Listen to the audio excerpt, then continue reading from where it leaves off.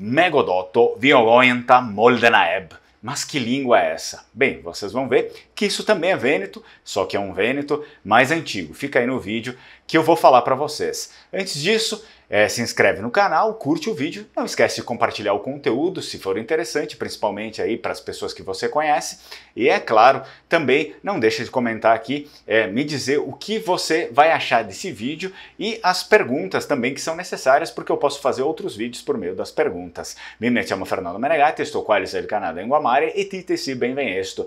Eu me chamo Fernando Menegatti, esse aqui é o canal Lingua Mare e você é bem-vindo. Como vocês podem ver, eu falei uma frase aí na nossa língua vêneta, primeira língua vêneta mais antiga, que alguns gostam de chamar de venético, mas enfim, também seria a língua vêneta porque era a língua dos vênetos, mas aí é uma língua da antiguidade. Eu separei algumas coisas bem essenciais aqui para vocês, para que a gente possa discutir nesse vídeo, né? Essenciais em todos os níveis possíveis. Mas antes disso eu gostaria também de mencionar que esse é um mês muito especial para nós vênetos, principalmente porque o mês de janeiro ele representa uma abertura, como se dizia assim nos tempos antigos, dos vênetos antigos, uma abertura da alma. Justamente algo que eu falei já num último vídeo aí que eu fiz no canal, mas é sempre importante mencionar porque o mês de janeiro sempre foi muito importante para os vênetos desde o início do período paleolítico, quando os vênetos se instalaram lá na Península Itálica, próximos ao Adriático, na região do Vêneto, né? Porque esse é o mês da Marantega. Marantega. Talvez as pessoas que me acompanham com mais frequência já saibam mais ou menos o que significa a Marantega.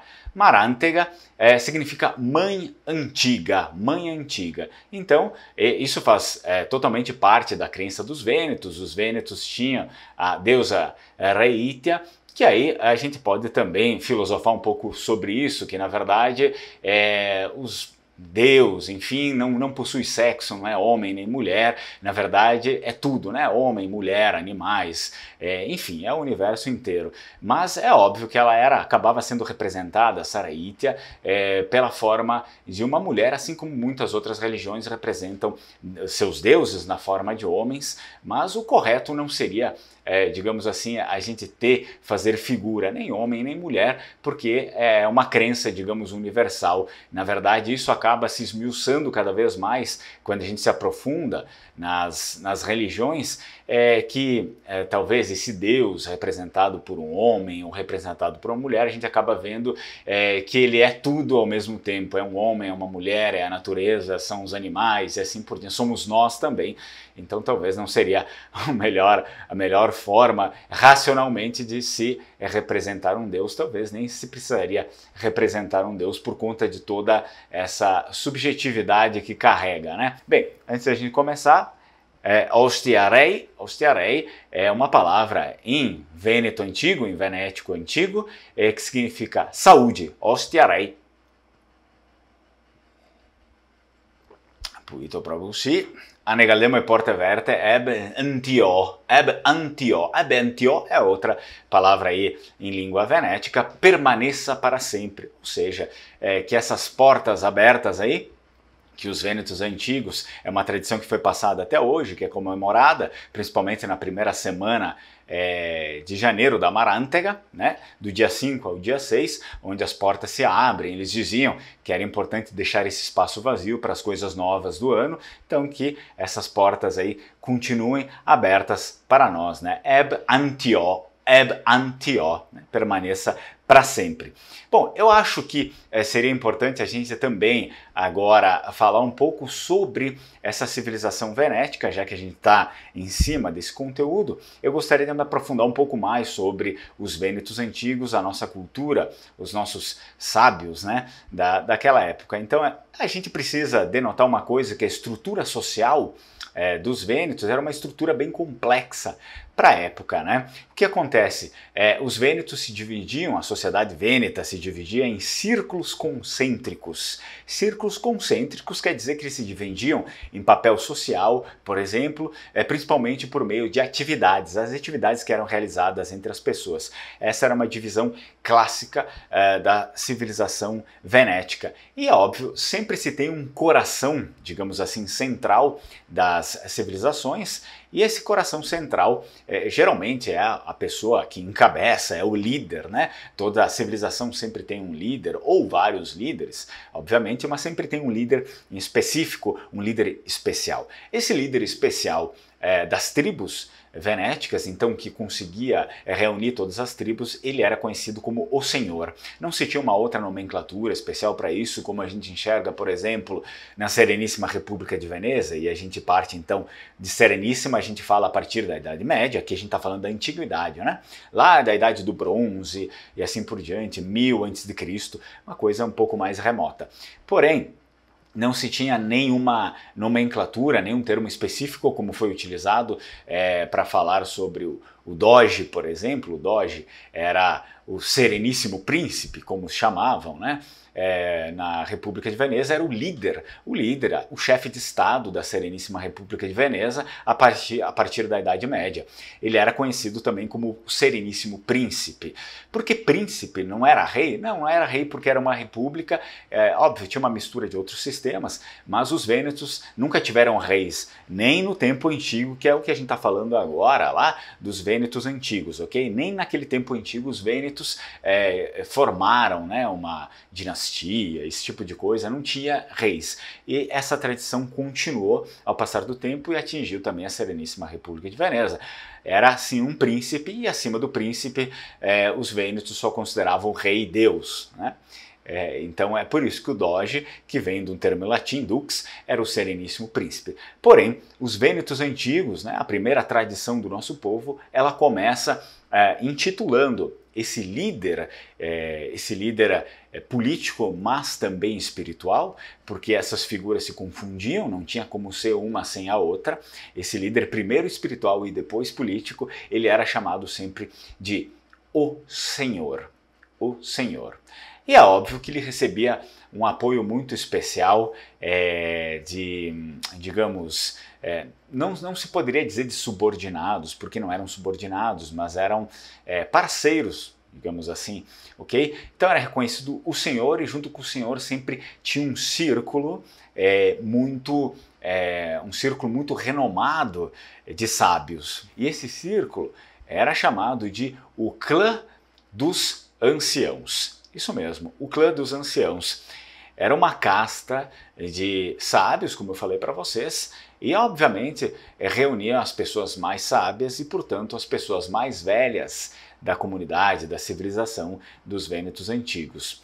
E existe uma curiosidade que depois a gente pode ligar ela também com a Sereníssima República de Veneza.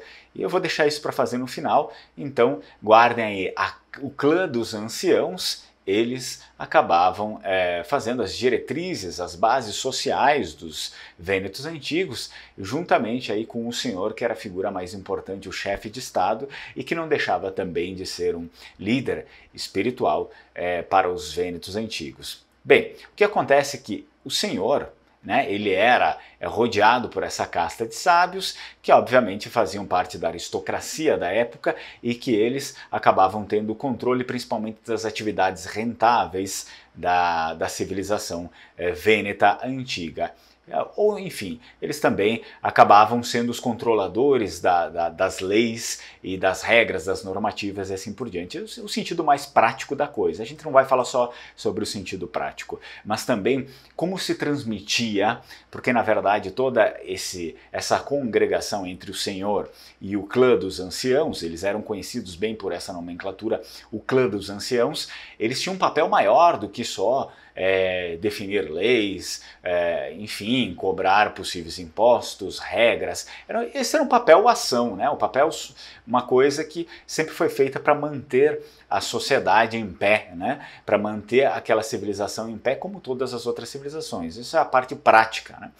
Mas na verdade existia uma forma muito específica, muito típica, muito particular dos vênetos de se transmitir o conhecimento desses sábios, não esquecendo que também o Senhor, o líder, né, o líder espiritual, religioso e também político, ele também era um sábio. E, na verdade, ele era o líder dos sábios, era ele que escolhia esses idosos, esses senhores que faziam parte aí do clã dos anciãos, tá? Que eram nada mais nada menos do que aqueles que ajudavam ele, que davam os conselhos, enfim, né? Então precisavam ser pessoas realmente que tinham destaque na sociedade vêneta e pessoas que já tinham uma boa experiência de vida. Então era muito comum encontrar, por exemplo, pessoas muito velhas para a época. Naquela época as pessoas talvez não vivessem tanto, mas hoje em dia, por exemplo, pessoas que provavelmente teriam algo equivalente a 70, 80, 90 anos, né? Dependendo da expectativa de vida daquelas pessoas lá, ok? Mas era muito comum, por exemplo, na Sereníssima República de Veneza, sim, as pessoas já chegarem praticamente aos 100 anos, apesar de todos os conflitos, mas as pessoas que estavam um pouco mais altas na hierarquia social, elas tinham uma vida um pouco melhor, não boa como a nossa hoje, né? Naquele tempo, quem tinha uma vida boa ainda tinha uma vida muito pior do que uma pessoa que acha que tem uma vida ruim hoje, né? Porque aquele tempo tinha restrição alimentar, não se conhecia as coisas, tinha muito pouco acesso às coisas. Então, ainda hoje, uma pessoa que tem uma vida mediana ainda muitas vezes tem uma vida melhor do que uma pessoa que tinha uma baita hierarquia, um baita status, né? Porque as coisas eram muito restritas naquela época. Mas enfim, ainda assim existiam pessoas que viviam mais, bastante naquela época. Esse conhecimento dos vênetos antigos, retomando, a gente está falando sobre a antiguidade, tá? Aqui, eu só dou alguns exemplos da Sereníssima República de Veneza, porque na verdade os vênetos modernos, que aí começa da Idade Média em diante, e chega até nós, a gente bebeu muito disso em nível de comportamento, de tradição e assim por diante. Mas na Idade Antiga, os nossos sábios vênetos, eles passavam todo o seu conhecimento por meio de obeliscos sagrados. Para quem não sabe, pode pesquisar aí no Google, os obeliscos eram pedras fundamentais, pedras muito antigas, enfim, que eles escreviam nessas pedras, obviamente talhando essas pedras, e todas as coisas que eles quisessem que ficassem naquelas pedras, as leis, os comportamentos de retidão e assim por diante, era tudo talhado nesses obeliscos sagrados. E portanto, se vocês algum dia tiverem a oportunidade, ou se já tiveram, não sei, mas se algum dia tiverem a oportunidade de irem para o Vêneto, eu aconselho que não façam ok, não tem nada de errado fazer o turismo cego, que é aquele, vou comprar um pacotinho, vou lá, vou visitar não sei aonde lá e tal aqui. Ok, tá tudo certo, quem faz isso também tá legal. Mas se tiverem a oportunidade de fazer o turismo consciente, que foi o que eu sempre faço, pelo menos, né? Então, o turismo consciente é o quê? Vocês irem lá, vão lá para a província de Pádua, onde se tem o Museu de Este, da cidade de Este, que é o museu mais importante da história arqueológica dos vênetos. Então, façam um turismo consciente, que é aquele onde vocês se aproximam mais das nossas origens, da nossa verdade, do nosso povo, da nossa tradição. Ostiarei.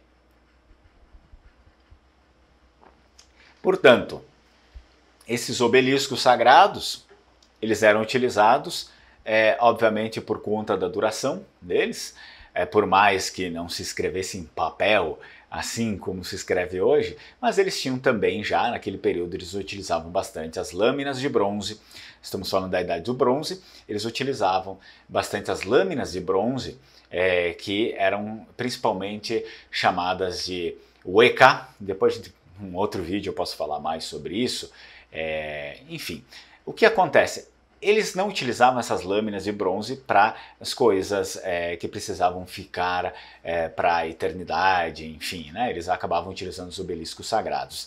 E nesses obeliscos sagrados, se tem um nome para esses obeliscos sagrados que foi definido naquela época, né? Um nome para o conhecimento que foi escrito nas pedras, esse conhecimento que precisava ficar eterno, né? Esse nome, obviamente, está em venético, em língua vêneta da antiguidade, antiga, né? E o nome desse compilado de conhecimento antigo dos nossos sábios é Viogoyanta. Viogoyanta. Inclusive, eu trouxe aqui algo para vocês, que é justamente isso que eu falei, só que em venético. Viogoyanta. Deixa eu ver se vocês estão conseguindo ver. Viogoyanta. Aí vocês podem me perguntar, mas Fernando, não está escrito Viogoyanta aí? Tá sim, mas só que essa era a escrita dos vênetos em runas. Runas antigas, runas venéticas. Viogoyanta. Viogoyanta. O N é palatalizado, parece aquele N do espanhol, né, que produz o som do dígrafo consonantal. Nha, nha. Viogoyanta. O que significa isso? Viogoyanta. Significa o tesouro das oferendas. E depois a gente vai falar um pouquinho mais sobre isso. Viogoyanta, o tesouro das oferendas. Mas o interessante é que nós, depois, posterior, né, ao alfabeto latino, fomos acostumados a escrever da esquerda para a direita, da esquerda para a direita.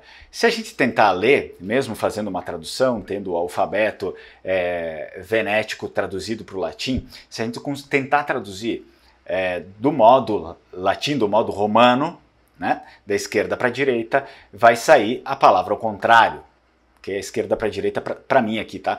Esquerda para a direita. Não vai sair a palavra certa em venético, né, a tradução latina, porque os vênetos começavam a escrever da direita para a esquerda. Da direita para a esquerda. Ah, Fernando, como assim? Só escrevendo da direita para a esquerda? Não, aí que tá. Isso que é mais interessante. Eles começavam da direita para a esquerda, na próxima linha, então eles faziam da esquerda para a direita, e depois da direita para... Eles escreviam em zigue-zague. E não era como os romanos, e obviamente como nós escrevemos hoje por influência do latim dos romanos. Era diferente. Isso significa que é preciso ter uma continuidade no texto e que muito provavelmente palavras separadas você precisa começar a ler da direita para a esquerda, se é apenas uma frase. Isso aqui é uma frase, parece uma palavra, não? Mas é uma frase. Viogonta, Viogoyanta, tesouro das oferendas. É uma frase isso aqui. Então vocês precisam ler, sim, da direita para a esquerda para decifrar. Se ler da esquerda para a direita, não vai significar absolutamente nada. Interessante. Viogoyanta, runas venéticas. Bom, o que especificamente eram esses tesouros de oferendas? Tem algo a mais, né? Na verdade, as pessoas que são bastante tecnicistas, como a gente consegue encontrar, por exemplo, nos artigos científicos elaborados a respeito dos vênetos antigos, existe bastante esse pensamento tecnicista que às vezes, sim, ele serve, óbvio, ele é bem-vindo para decifrar certas coisas tecnicistas, mas ele não se aprofunda na filosofia das coisas, ele não se aprofunda no sentido, às vezes até espiritual das coisas, e então ele acaba sendo uma panela sem tampa ou a tampa sem a panela, conforme a gente queira enxergar. Essas oferendas, na verdade, não significa que todas essas oferendas eram feitas para alguma entidade, para Deus, para deusa. Na verdade, existia uma profundidade maior nisso que a gente precisa decifrar, e isso se decifra a partir da língua e a partir do local onde essas oferendas, esses obeliscos, essas escritas eram colocadas, né? Eram postas. Por quê? Aquilo que eu falei para vocês no início, né, em venético, é uma outra frase completamente reproduzida em vários obeliscos, na verdade, obeliscos que reproduziam outros textos de sabedoria, de conhecimento venético, que era para ser deixado para a posteridade, e sempre continha essa frase. A frase era aquela que eu falei para vocês. Mego dato viogointa moldena eb. Mego dato viogointa moldena eb. O que significa isso? Significa nosso tesouro de oferendas que trouxemos para que fique para você. Opa, talvez aí já deu para ter uma abertura maior da mente do que realmente era isso. Era uma oferenda para Deus, para os deuses, ou é uma outra coisa? Osserei.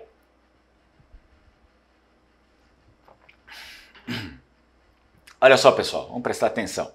Já estamos acabando. Mego doto viogonta molana eb.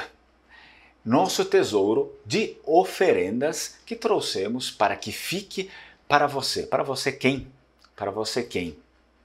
Porque muito disso, às vezes não era encontrado num templo, ok? Por mais que os vênetos não tivessem essa cultura de construir templos como os romanos, porque templo para os vênetos era em qualquer lugar que se faça sagrado é um templo, a sua própria casa pode ser sagrada, pode ser um templo, né?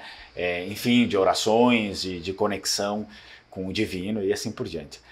Mas isso também era deixado nas escolas, e aí sim, eu vou falar disso em outro vídeo.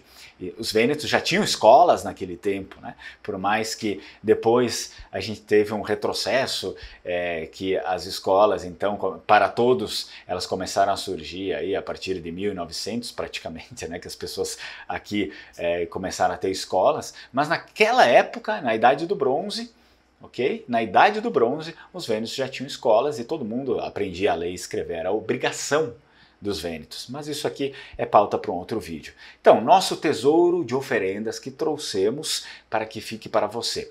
Na verdade, isso aqui é um pouquinho mais do que só esse misticismo que é produzido pelos tecnicistas que escrevem artigos, que eles olham para as civilizações antigas e dizem, não, isso daqui é oferenda a Deus, isso aqui é oferenda aos deuses, isso aqui é oferenda a isso, aquilo. Né? Geralmente as pessoas tecnicistas, elas acabam só tendo essa visão. Era um bando de gente mística que ficava lá de joelhos e tal. Não, mas não é só isso. Na verdade, todo esse compilado, esse conhecimento, essa sabedoria que está escrita nos obeliscos sagrados,